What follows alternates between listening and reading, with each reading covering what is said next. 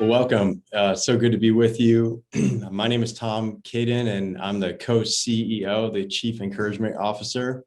And I'm Michael Gingerich. I am also the co-CEO, Chief Encouragement Officer, and we're co-founders of Someone to Tell It To. So let's tell you just a little bit about our nonprofit. Someone to Tell It To was created 10 years ago this past January. We just had our 10-year anniversary. And the name of our organization comes from an Australian author who once said that someone to tell it to is one of the fundamental needs of human beings. And we say that we believe that wholeheartedly because we have lived it. And we know that each and every one of us on this call today, there are various points in all of our lives where we too need someone to tell it to. So our webinar today is going to be about great relationships equals great results. And let's just tell you just a few talking points here today. We hope there'll be a couple takeaways. So first off, just that you will learn how listening well creates empathy and connection and leads to greater results. We hope that you'll learn the right questions to ask to foster greater relationships, leading to greater results and sales. How to implement the listen tenets, which we'll talk about later in this webinar, and then how to negotiate the win-win for all parties involved in using the listen tenets. So let's just tell you a little bit more about our vision here at Someone to Tell It To is that we anticipate a world in which everyone matters, everyone is heard, and loneliness is diminished. I want to just tell you just briefly some of the cultural context that we find ourselves right now in this world. We're in the midst of what a lot of people are calling the great renegotiation. We actually prefer another term for this. By Fast Company calls it the great renegotiation instead of the great resignation. We need to create a culture where workers are drawn to what they're doing and want to stay instead of having to incentivize people into staying at their jobs. And if there's one thing that this pandemic that we've been in the midst of for a couple of years now and the shutdown is bring communication and relationships, listening to the top of everyone's list of priorities and skills to develop. Leadership expert and sales expert Ken Blanchard once said that the best minute that I get to spend is the minute that I get to invest in people, and great relationships lead to great results. We want to give you some helpful information today that will help you create meaningful relationships.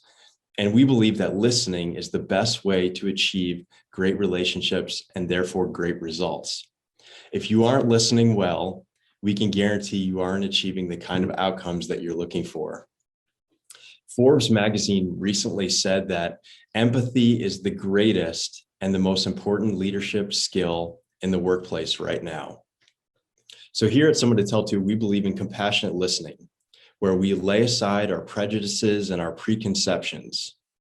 We believe in the inherent worth of everyone. We encourage everyone to share their story because we believe everyone has value. We believe in healthy vulnerability.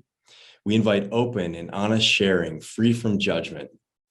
Meaningful relationships where we engage in ongoing two-sided relationships. We love to make this point that culture isn't simply what you do, it's who you are. And Forbes magazine also said it might be surprising to learn that your customers and your employees want the very same thing from you. Whether they're looking to buy a good or a service or looking for a good place to work, people just want to feel cared about. We're going to show you a brief video here, just talking a little bit more about our work here at Someone to Tell It To. And it comes from a researcher from the University of Houston, Texas, named Dr. Brené Brown. And Dr. Brené Brown has written and given many talks. I think her talk is in the top 5 most listened to TEDx talks in the world right now about the difference between sympathy and empathy and the topic of vulnerability. So watch this video clip with us for a moment.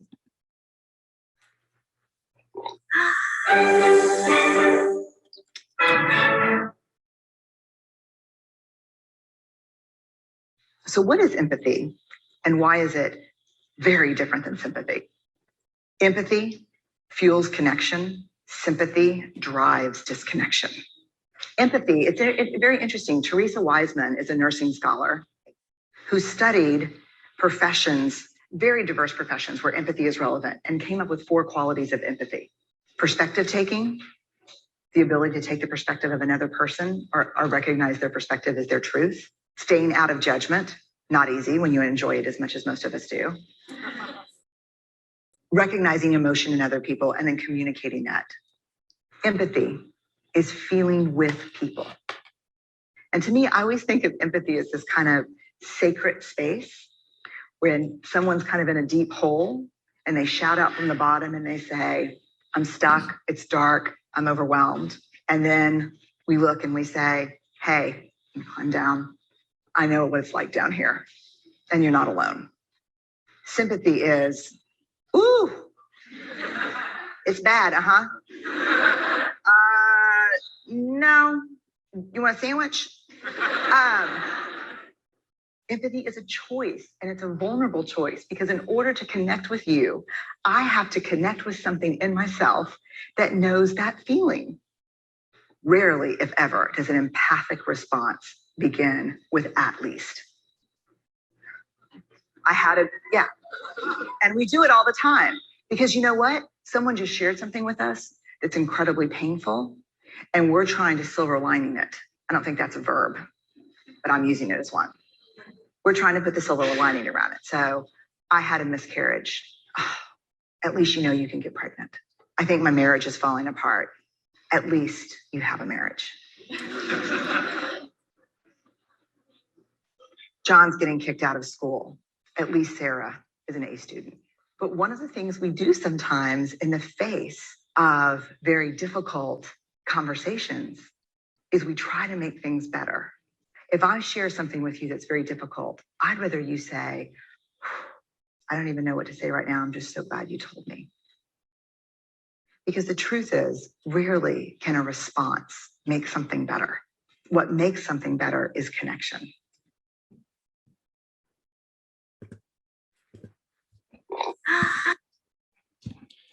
So let me give you a quick definition of what empathy means to us. And it actually comes from Psychology Today.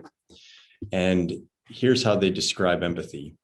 Empathy is a one-on-one connection because of a deep understanding that comes from sharing an emotional experience. Sympathy, on the other hand, is a feeling of sadness or pity felt for another person. And compassion is a broader sense of care for the world at large.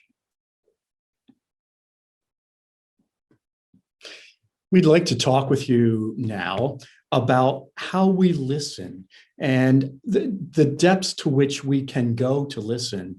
Very often, we will listen on superficial levels, not really necessarily trying to understand, not really trying to go deep into a conversation, because frankly, listening is hard. It is not the easiest thing to do, to listen well, to listen with intention, to listen with empathy. It takes energy. It takes courage sometimes. And most of us are not great at it. But again, we believe it's someone to tell it to, that when we listen well, with empathy, with intention, with compassion, we can find just deeper relationships, better connections, and with that, fewer problems. We hope that it's preventative for the problems that can arise in many ways. And it helps us just to understand one another better. And therefore, the things we are trying to do better will be better because of that. So Stephen Covey, who's an author, he's written about the 7 habits of highly effective people, and we'd like to share some of those with you.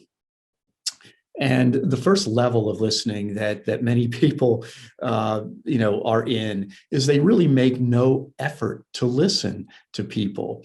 One of the things that we say is essential for listening well is you have to believe that the person in front of you, the person to whom you are listening, or the person who is talking with you, is worthy of being heard, that they have something to say, that they have value as people, and that what they have to say, whether you agree with it or not, whether you will implement it or not, is of value simply because it's part of them and they need to share it.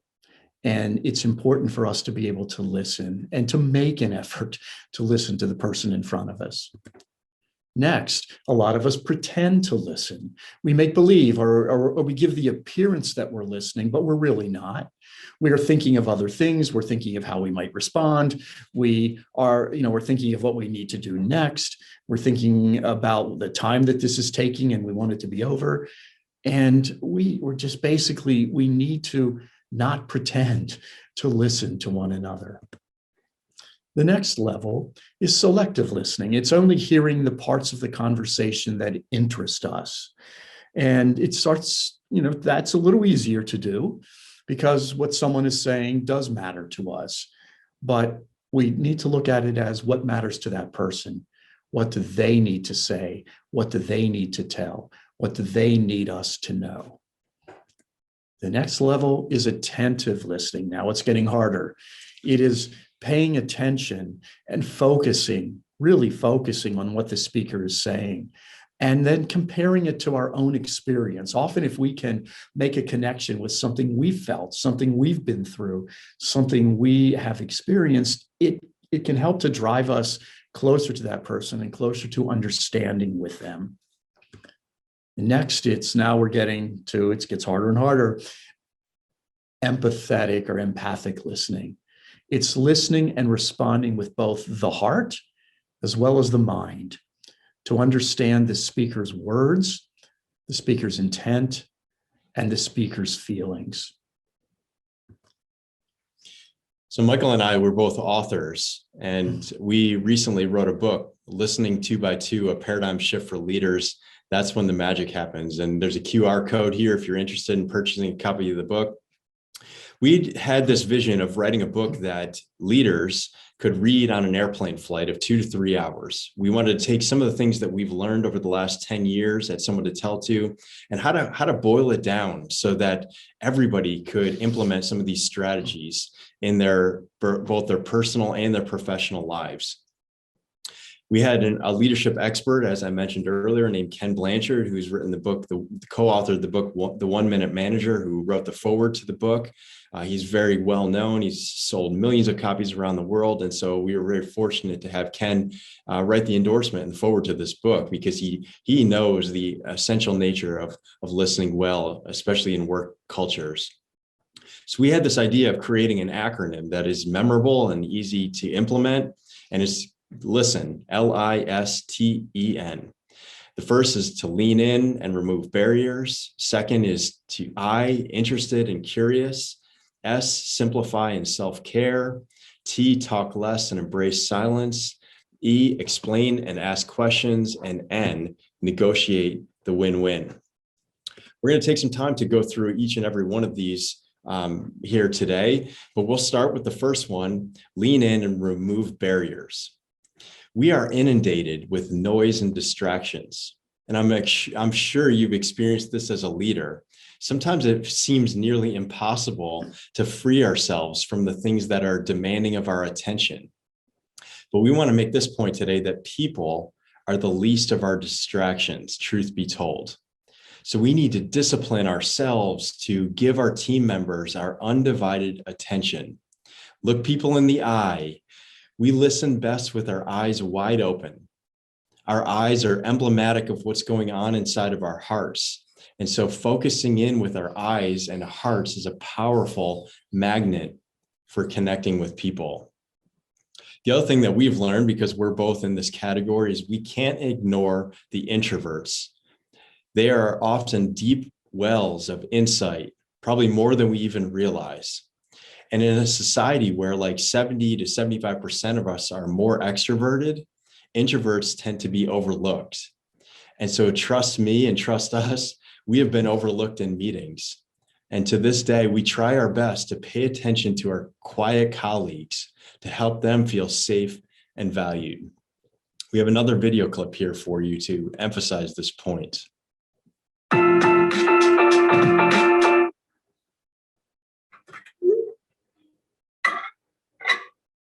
Hey man, can I talk to you about something? Yeah, totally. Just a second.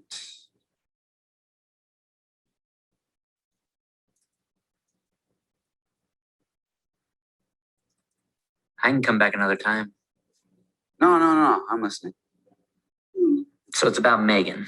We've gone on a couple dates and they've gone well, but I just think. Sorry, I can wait. I'm listening. Megan? Yeah, so I just can't figure out if she's having a good time. She's been acting a little weird. I don't mind waiting. Just let me know when you're done. I'm listening. Megan's doing something weird. You said that she, I'm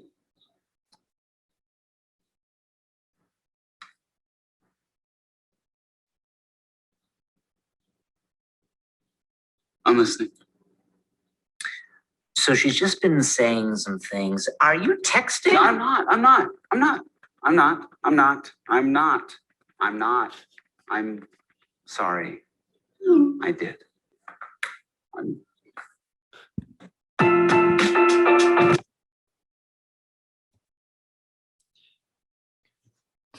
The next the letter I, it stands for be interested and curious. Be open to the other person, what they have to say. Affirm other perspectives, even perspectives you don't necessarily agree with or have, but affirm that person, that's important to them. And it's be positive with people, not being negative and telling them they shouldn't feel this way or think this way or that they're just totally wrong, because that shuts people down. And so we ask, just be curious to find out more. And it's about the questions you ask, and we'll talk more about that in a moment. But it is important to show that you care about what someone is saying, and to just give them the space to say whatever it is they need to say. And when we do that, people will be more open, you will learn more, and again, your relationships will be much better.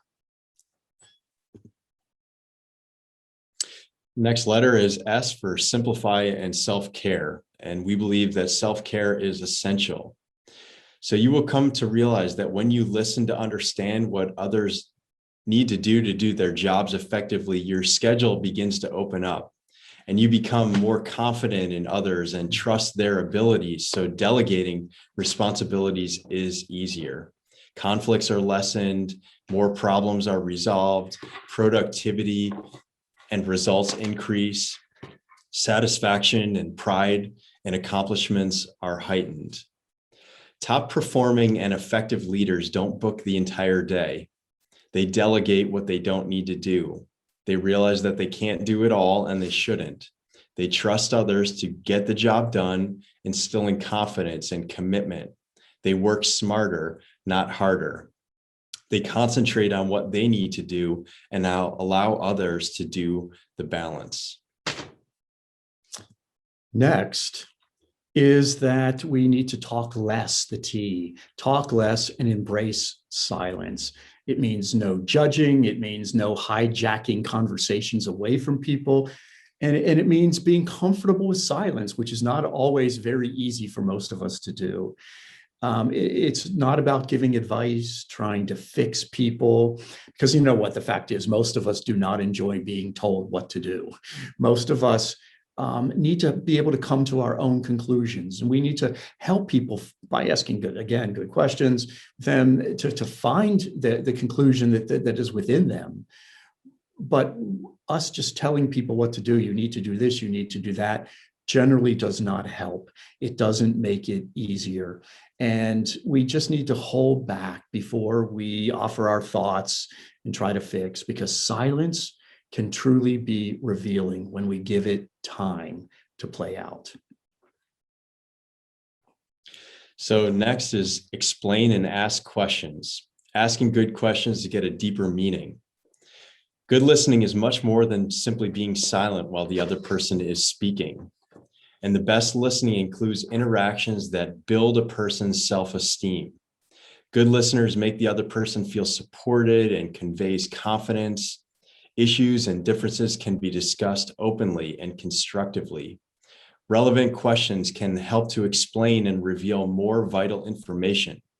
When a person feels heard and can share one's knowledge as fully as possible, self-esteem is reinforced. Effectiveness, productivity, and commitment are reinforced within the organization. And so asking good questions is perhaps the most difficult area to master of the LISTEN acronym.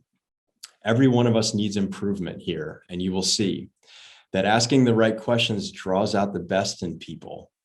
The key is trying to help others come to their own solutions without trying to step in and simply fix the situation. And as a leader, we must always remember that our way may not always be the best way. So it's a challenge to hold others accountable and for them to commit to what they're doing. And we don't want to put those who we work with or for us or with us on the defensive. And so always use we and I statements. How can we come up with a better solution to the problem? What did we learn from this experience? What's your real challenge here? Where do you want to make your decisions from? From what place? In order to help me understand from your point of view, go over this in slow motion. And what else is there? Now, this slide says, winners and losers. It's not about people, not about people winning, not about people losing, because we believe that, well, the N in our LISTEN acronym stands for negotiate the win-win, that everyone, if they are heard, can feel like they've won. Even if a decision is made that is not the decision we may want or prefer, or even if we don't get everything that we want, we win when we feel as if we've been heard and listened to and are able to just say what it is we need to say, share what it is we need to share. And that's really important. And if we can negotiate that way and we give everyone the chance to say what is on their minds, to say what they need to, it can make a huge difference. And everyone feels as if they are a winner.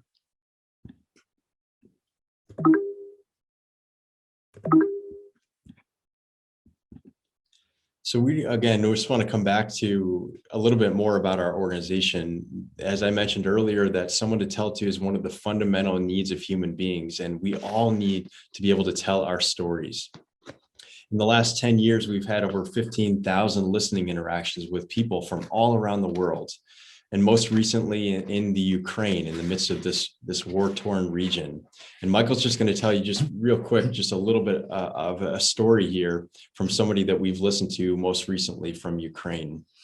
I've had the opportunity over the last 25 years, actually, to visit Ukraine 6 times and form some lasting relationships with people there, particularly in the city of Kyiv, the capital city, which is now under a huge siege.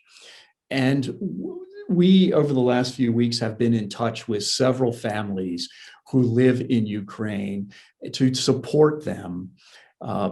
Because of what they're going through, the fear that they have. Several of them have fled the capital city into other parts of the country or into some other countries. Several of them are still in the city, and the fact is they're scared because they don't know what's going to happen. They are afraid of losing their lives. They're afraid of, even if they don't lose their lives, of what will be next. And, we listen to them. Just last week, Tom and I had a lengthy Zoom conversation with a father who's in his 80s and his daughter who is in her 40s. The father cannot speak English, but the daughter can. And she interpreted for us. And it was one of the most meaningful, sacred conversations we have ever had with anyone, as they talked about how they had to flee very suddenly, just with the clothes on their backs and not be able to take anything that they possessed with them. How someone opened their home to them so that they had a safer place to stay during this terrible and frightening time. And they talked with tears in their eyes at their fear, at the fact that they are losing so much and they're not sure if they'll ever be able to go back to their homes in Kyiv, and just because of the uncertainty of what may happen next. To be able to enter into that very serious, life-threatening situation with them. Again, as I say, was one of the most meaningful things we've ever been able to do.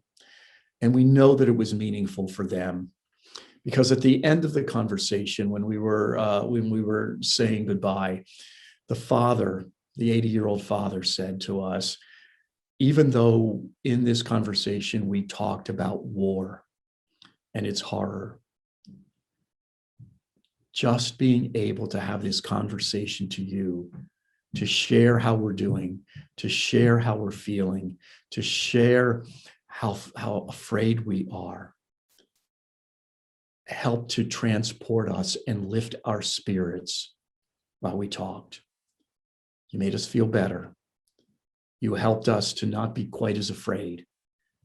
And most importantly, you helped us to know that you cared, that someone cared, and that the world knows about our circumstances and what we're living through, that you cared enough to spend this time to listen and to show us that you loved us. And that's really what listening is about. Yeah. It's showing people that we care. We all want to be loved. We all want to be cared about. We all want to be cared for. We all want to be loved. And that's really what listening does. And in this situation, we're so grateful that we had the opportunity, that technology was able to connect us so that we could do that. And we had someone to tell it to. We have used this kind of technology over the last 10 years to connect with people. You know, we have one man in Saudi Arabia who we've talked with several times and connected with, who has, over the course of the time that we've known him, lost his father and lost 3 of his very young children, one of whom who died just the day after its birth. And to talk with this man who, you know, is from a different culture, is a different religion than many of us do here in the United States, who speaks a different and foreign language from we do, who, you know, just lives in a very different way from us. We realize that the grief of a son and the grief of a father over losing the father and losing the children is the same no matter where and no matter what. And when we listen to him through his tears, through his fears and his longing and his loss and his grief, we were able to connect. And again, let him know that we cared, and that he is not so totally alone in what he's going through, because there are those of us who are walking with it through him. It doesn't take away the grief, but it helps to lessen it just enough. And just enough to continue to each day take another step forward, to move forward in it. We often say in a lot of the talks that we give that we are hyper connected technologically. I mean, we can connect with people all around the world in just a heartbeat, but we may be more disconnected than we've ever been in human history. And so here at Someone to Tell It To, we're about the work of fostering deep relationships, deep connections with people, helping the world to foster these same deep relationships with others, because it's not that hard. I mean, frankly, just showing up and being present with people, it's something that we can all do more effectively and well and more consistently. You know, a lot of researchers right now are saying that we're in the midst of this loneliness epidemic that is around the world. In fact, in the United Kingdom, just a couple of years ago, they actually appointed a minister of loneliness, a cabinet level position, to try and address this problem, because they were finding in the UK that over 200,000 adults, older adults, were going an entire month without talking with anybody. And so this is what we're seeing, and this is what we're experiencing. And here at Someone to Tell It To, we're doing our very best to try and address this problem. But we believe it all starts and it all ends with listening. If we would only listen well, it's incredible how much better of a world we can create. And so we just encourage you, if you focus on developing an organization's culture, treating others as you would like to be treated, it will make a positive difference. We and our team of listeners and listening trainers have worked in a number of industries, a number of businesses, a number of organizations, healthcare, schools and universities, for-profit businesses, nonprofit organizations, and just so many others, to help people be heard, to help them share what is on their minds and on their hearts, to help things improve in their organizations. And we have also trained and taught people to listen better. We've written 3 books. We have we blog a lot. We have a podcast where we interview people from around the world on the subject of listening and creating better cultures and greater connections between people. And if this is something you're interested in learning more about, please go to our website, which is someonetotellitto.org. And our headquarters are in Harrisburg, Pennsylvania, in the United States. But we have made connections so far in 15 countries around the world and across the United States in doing this work that we do.